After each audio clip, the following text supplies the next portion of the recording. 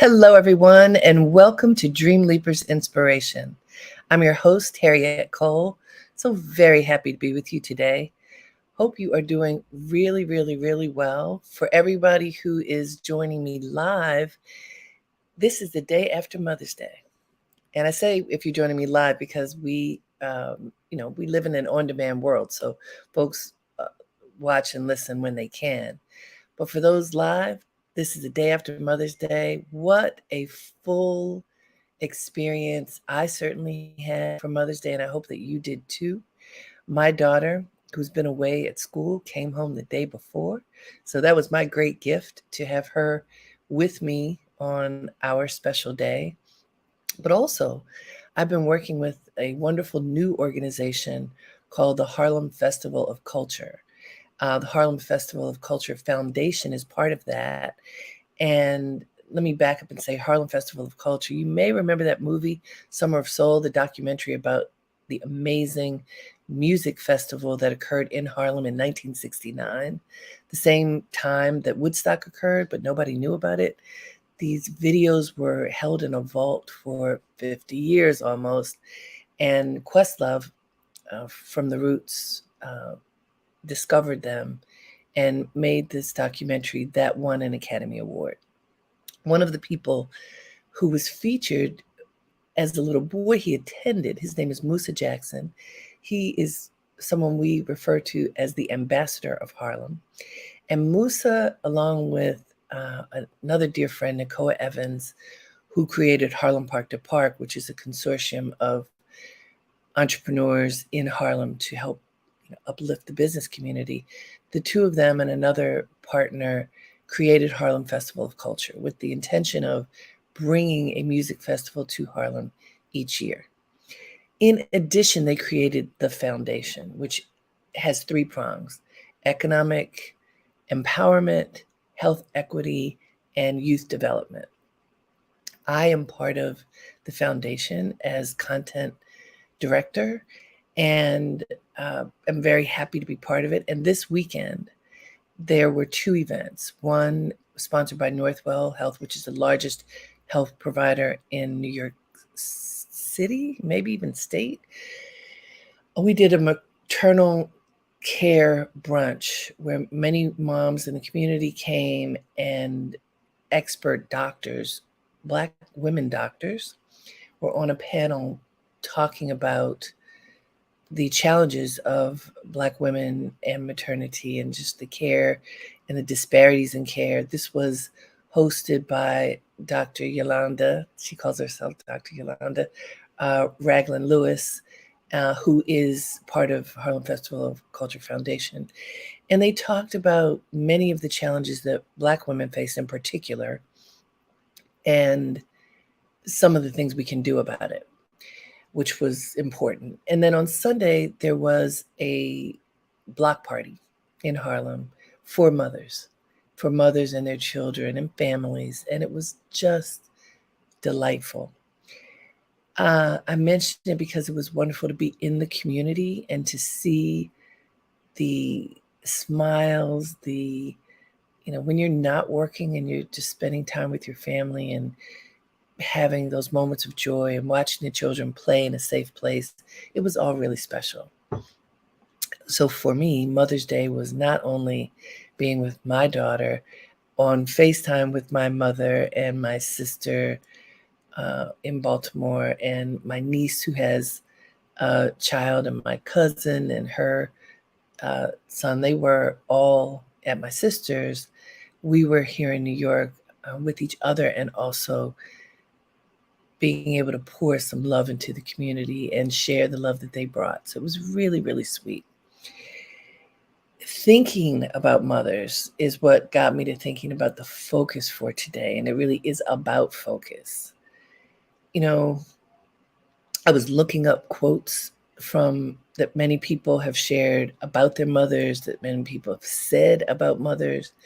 And one of the things that seems to be consistent is this notion that like your mother has your back, your front, your everything. When you're little, literally, it is because of them that you stay alive and thrive.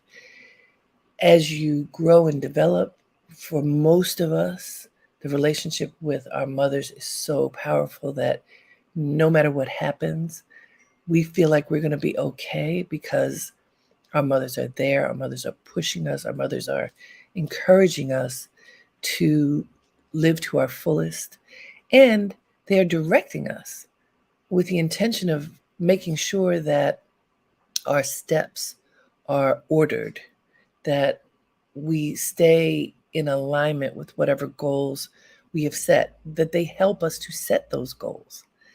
And every mother knows your child doesn't do exactly what you want the child to do, whether they're little kids or adults. But it's our job to keep our children safe and more to help them form dreams and then work in a focused way toward those dreams. So to me, it ends up being so much about focus, that our mothers help us to have focus. And then as we mature, we imbibe that. It's almost like if you're in alignment with the life that you want to have for yourself, you have to be in alignment with that focus, or else you find yourself stumbling too much. We all stumble, but the stumble is too much if you don't have this view. Okay, this is the path that I've set for myself. How am I going to walk that path? How am I going to stay on that path, given all of the obstacles, all the things that could stand in my way? I think that as I was observing families yesterday, and there were so many families, and a lot of times you can tell, oh, that woman, that man looks just like that person standing next to him, only 20, 30, 40, 50 years difference depending upon what the relationship is. That's not always true with parents and children, but a lot of them were. And it was really, really sweet to see, to see the resemblance, the similarities, but also the way they walked, the way they moved through space. Very often, what I witnessed was seeing a reflection of the elder in the junior, whether they were little kids or adults. You could see the way that they walked, the way they held their bodies, the way that they stood, the way they were, was an absolute reflection of that mother who was standing there. And so I want to ask you to think for a moment, everybody who's gathered right now, think for a moment about your mother, whether your mother is living today or has passed on. Take a moment and think about your mother, and what quality would you say, if you had to pick one, what quality would you say stands out the most for you in your life about your mother? Just think, give yourself a moment. Think, what quality stands out the most for you about your mother that had the greatest impact on you? Something about her, something about the way that she moved through space, something about the lessons that she taught you, something about the way she encouraged you to stay on course. What would that be? Think about it. Really go deep and think about, what is it? Because we often talk about, oh, my mother taught me that. My mother taught me that. I, as you well know, talk about my mother all the time. I'm so grateful that my mother, Doris Cole, who is 93 years old, continues to shine a light of brilliance and focus for me and our family, even in these tender years. And I think it's because that was her focus from the beginning. So what is it about your mother that you hold on to? What is it about your mother that in your tender moments you are able to draw upon to help you stay the course? If you can, write that down so that you have it for yourself. I think it's important for us to hold on to these realities and core truths about who we are. And so much of who we are has to do with the mother who nurtured us. And whether by birth, by adoption, by just love, that person who you consider to be your mother, what is it about her that shines most brightly for you? So I will share with you, as I was looking for quotes today for this broadcast, I realized I didn't need to go into the vault of quotes where I often am searching to find something that's just the right thing to share with you. I didn't need to go anywhere else because there are many quotes from my mother, but this one in particular that I think will resonate with everyone. So let's put that up on the screen. My mother, Doris Cole, would say to my sisters and me all of the time, you can do anything you put your mind to as long as you are willing to work hard and treat people well. Let me repeat that. Very simple and real. You can do anything you put your mind to as long as you are willing to work hard and treat people well. And why that's important to me is it's not just the focus, which is what I wanted us to talk about today, but it's focus that includes other people. You can do anything you put your mind to, including mow people down in order to get to your goal. That's not what she said. She said you can do anything you put your mind to as long as you are willing to work hard, and that is talking about work really hard and treat people well. So sometimes that seems in contradiction. Sometimes when we have a goal in front of us and we can see to the finish line for that goal, like in sports, you might feel like you have to knock somebody down in order to reach your goal. And that is absolutely not what Doris Cole was saying, nor does she profess that at all. Now, she doesn't think anybody should be able to mow you down either. She's a strong woman. She tells us you must be strong, you must be honorable, you must be focused so that you can accomplish whatever you put your mind to, right? But it does not include hurting others in any way. It may include standing up to others, inviting others to step aside and give you space, inviting others to join forces with you to reach your goal. It can include those kinds of things, absolutely, but not mowing them down, not harming them, not being unkind to them, just being clear. And I think that's important for us to think about in this environment in which we live right now. There is so much adversity, so much animosity, so much tension. I wonder if you're feeling this. I'm sure you are because it's everywhere. Our culture right now it's almost like the flame to ignite negativity and create combustion within our communities is so, that the what do you call it? The wick is so short, boom, that the explosion can happen in any moment. People are tense, people are stressed and stretched, and there's a lot of worry and a lot of anger and a lot of frustration. And I'm not taking away anything from that being real. I know that it's real for many, dare I say most of us, if not all of us. There's a lot of stress right now. And actually, because there's so much stress, there are increases in health challenges. There are increases in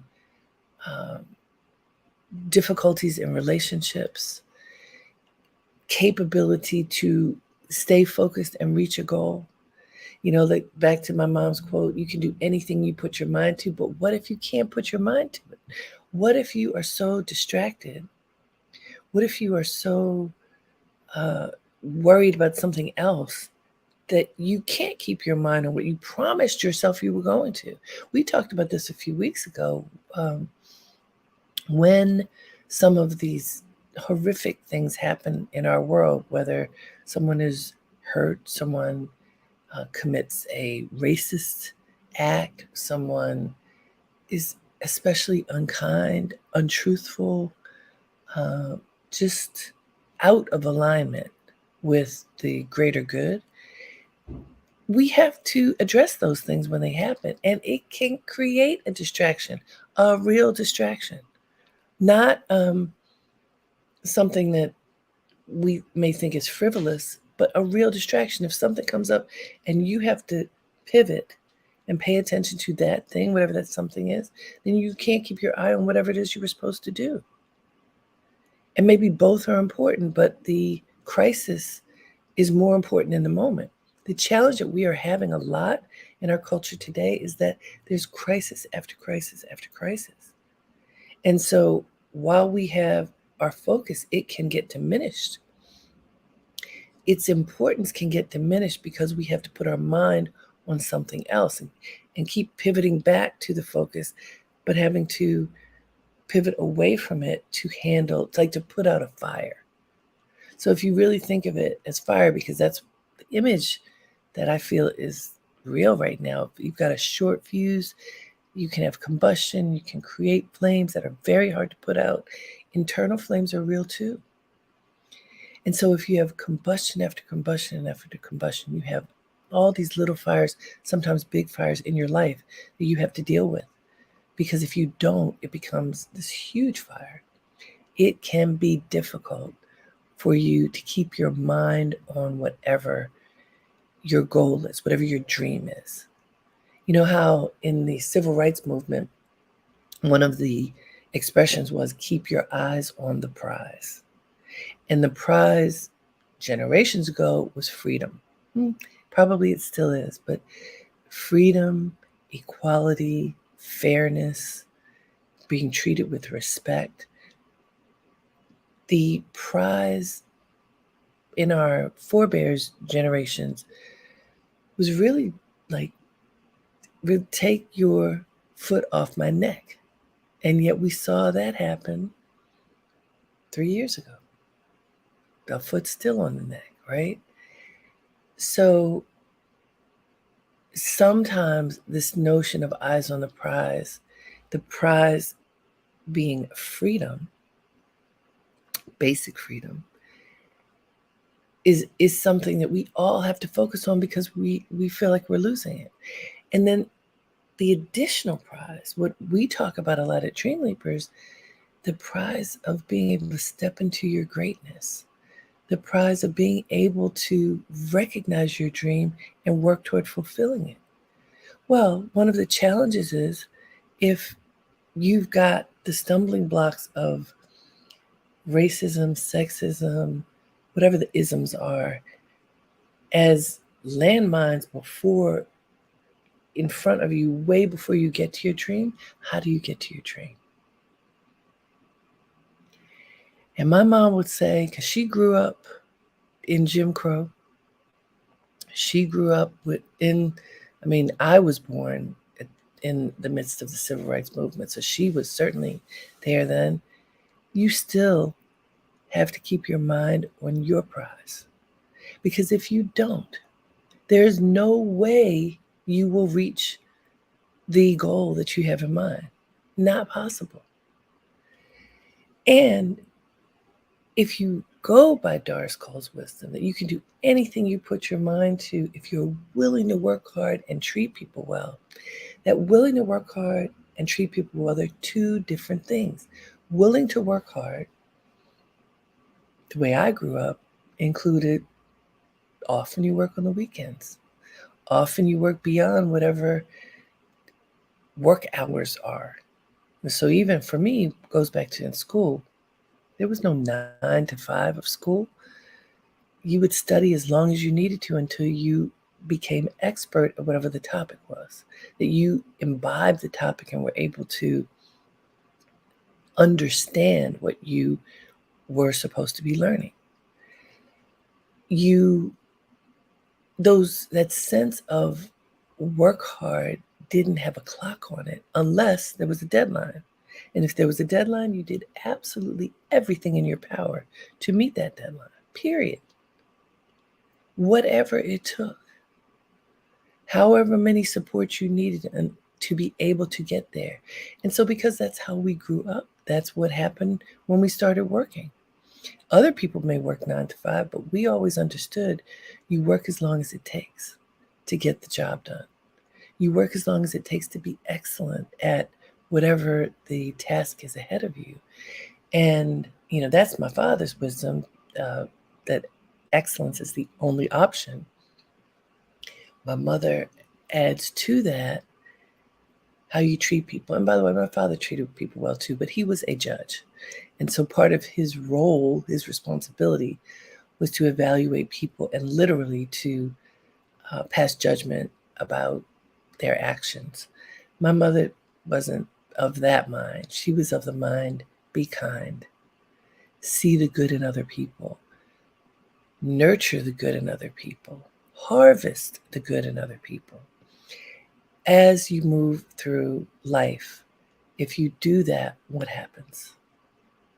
What happens in her way of looking at the world is not only do you survive and thrive, but you create an environment where others do too. If you treat people well, if you're generous with your spirit and your talents and your knowledge, not only do you reach your goal, not only do you do as well as possible, but you are planting seeds. You are sprinkling water on those seeds. You are being kind to the whole community so that everyone can excel, often together.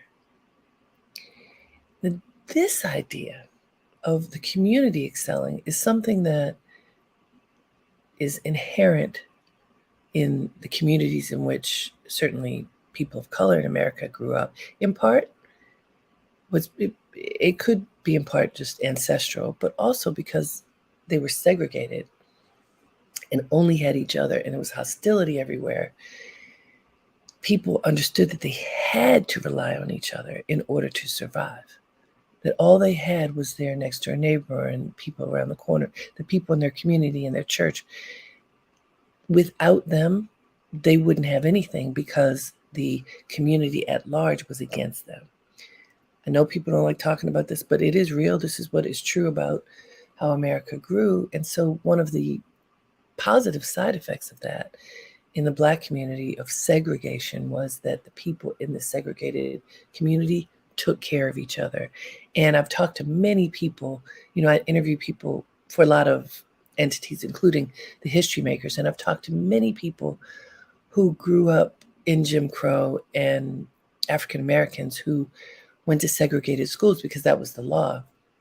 And their teachers were so focused on making sure that they excelled, that they learned to read, that they were expert at whatever the subject matter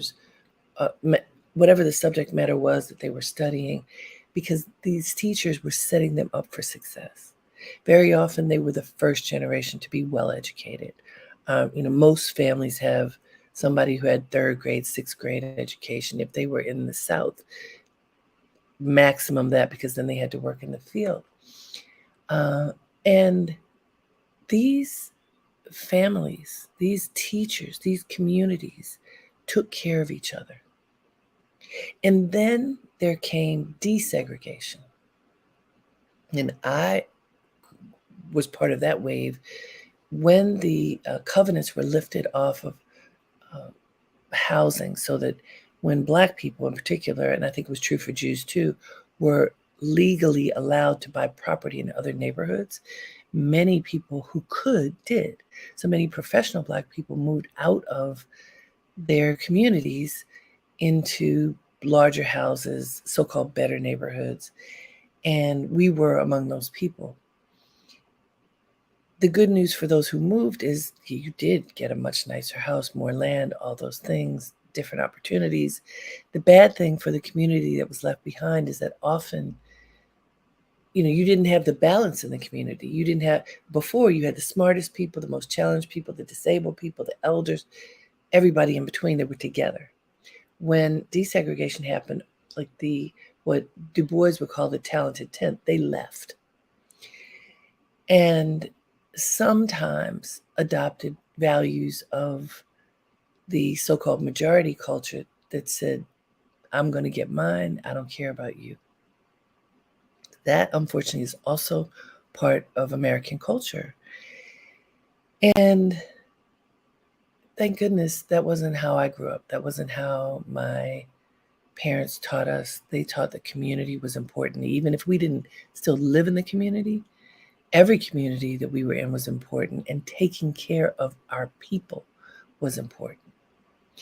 And so back to my mother's quote, you can do anything you put your mind to as long as you are willing to work hard and treat people well. So the working hard got my parents and many others the ability, work hard and loosening of Jim Crow, which was all that civil rights effort, to have opportunities that their parents didn't have, to have education that their parents didn't have, to have homes that their parents didn't have. And yet they held on to those beliefs. Yes, they put their mind to dreams that their parents may have never thought were possible for them. They put that work in the way their parents had it, whatever their jobs were, and they treated people well. And I know that when my father passed away, it was a huge funeral, but many, many, many people came to tell us how kind he had been to them, and we didn't know. We didn't know. He didn't talk about, he certainly didn't brag about how he helped people. He helped them. He took care of others. Our mother taught us every day, you treat people well. You treat people with respect. You make eye contact. You give them a smile. You have in your awareness that there are other people in this world alongside you. And however you can support them as you are pursuing your dreams, that is your responsibility as a human being. And so I share with you my mother's opinion about focus. In order to reach your dreams, you have to be focused. And I want to ask you again, what is your mother's wisdom? What is the wisdom that you live by that came from your mother? Think about that. Harvest that. It might be more than one thing, but I have many, but this is the one that resonated the most with me to share with you today, because I think it can propel us all forward, us individually and as a community. But what is yours? What's your mother's wisdom for you that propels you every day? Write it down. Sit with it. Study it. Embrace it all over again like it's new. Because when you do that, your life is sweeter. And whether your mother is with you today or has passed on, she's with you if you live by her words and her deeds. And so I wish all of you the great joy that we have when we think of our mothers, when we honor our mothers, and when we live by the wisdom that they taught us. I hope that you will cherish that as you move forward this week. And I look forward to being with you next week. Until next time, have a great day and make it count. Namaste.